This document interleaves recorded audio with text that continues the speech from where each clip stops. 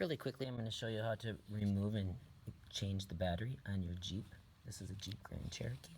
So the first thing you're going to do is find that little silver button, push that in, your key's going to pop out. You could use your key.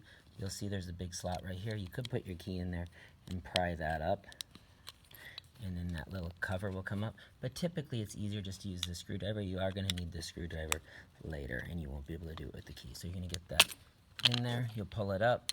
And once you have that pulled up, you're going to see we have the battery exposed and the back is off. Now, you cannot remove this. You can't get your finger in there and slide it far enough.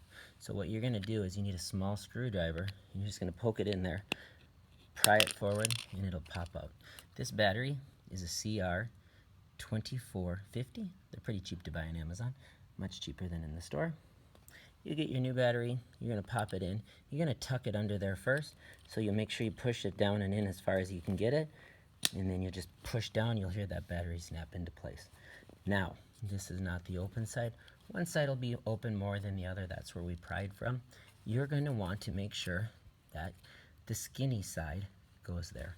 So we're going to start at the bottom, we're going to put that curved end in here, get it lined up into place, and then we'll start working its way up. You should hear it popping into place. Once you have that popped into place, you're just going to take your key